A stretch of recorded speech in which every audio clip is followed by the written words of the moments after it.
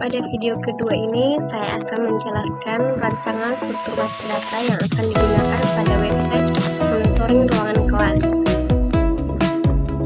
Struktur database dirancang agar setiap jenis data disimpan pada tabel yang berbeda sesuai dengan fungsinya, sehingga proses penyimpanan, pencarian, pengolahan, dan pembaruan data menjadi lebih mudah, terorganisir, serta mengurangi terjadinya duplikasi data. Pada database yang saya rancang ada bantuan dosen, bantuan mahasiswa, dosen, fakultas, jadwal kelas, monitoring status ruangan, pengaturan, prodi, keuangan, serta user.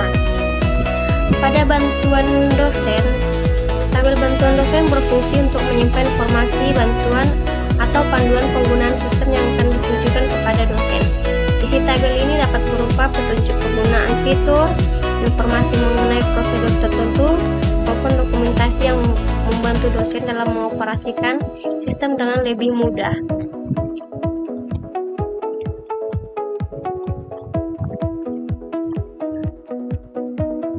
Dengan adanya tabel ini, sistem dapat menyediakan menu bantuan yang dapat diakses kapan saja oleh dosen.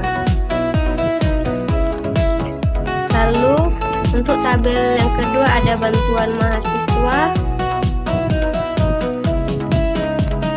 Tabel bantuan mahasiswa digunakan untuk menyimpan data bantuan atau panduan khusus bagi mahasiswa. Informasi yang tersimpan pada tabel ini dapat berupa tata cara penggunaan aplikasi, panduan melihat jadwal kuliah, atau informasi lainnya yang berkaitan dengan layanan akademik. Pemisahan tabel bantuan dosen dan mahasiswa dilakukan agar setiap informasi yang diberikan sesuai dengan kebutuhan masing-masing pengguna. Lalu untuk tabel yang ketiga ada dosen. Tabel dosen merupakan tabel yang menyimpan seluruh data dosen, dan data yang biasanya disimpan meliputi identitas dosen seperti NIDN, nama dosen, alamat, nomor telepon, alamat email, serta informasi lain yang berkaitan dengan dosen. Data pada tabel ini nantinya akan digunakan dalam proses penyusunan jadwal perkuliahan, sehingga setiap mata kuliah dapat dihubungkan dengan dosen pengampunya. Untuk tabel keempat ada fakultas.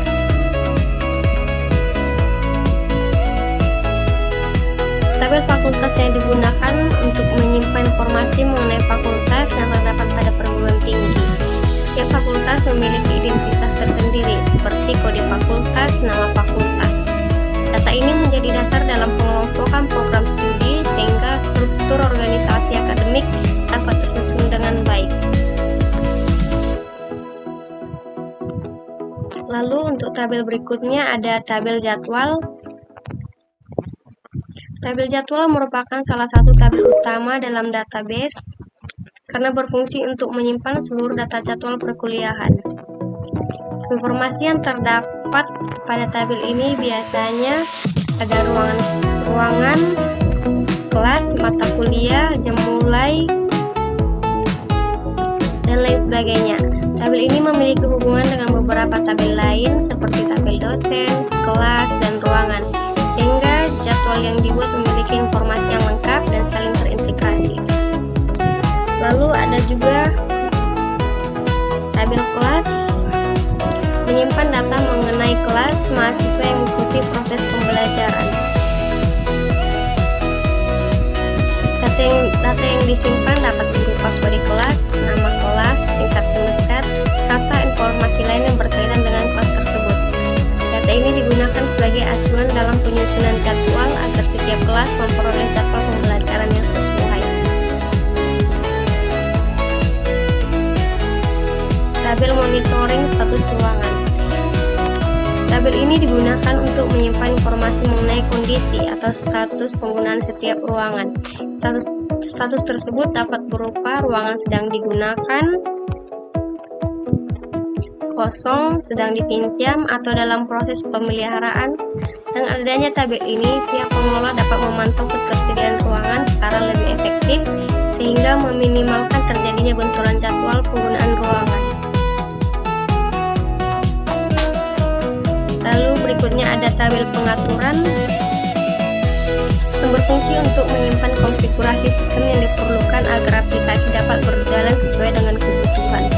Data yang terdapat pada tabel ini dapat berupa identitas aplikasi, pengaturan semester aktif, tahun akademik, maupun konfigurasi lainnya yang mempengaruhi jalannya sistem.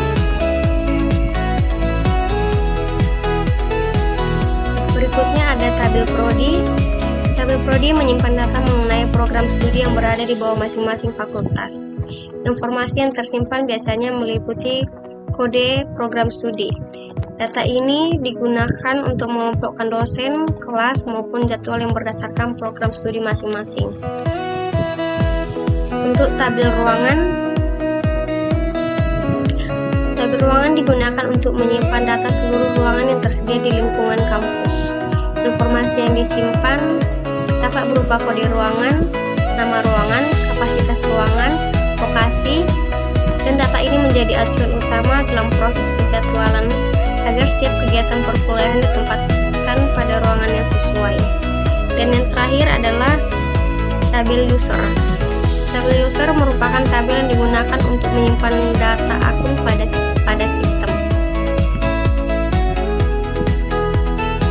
Informasi yang tersimpan meliputi username, password yang telah dienkripsi.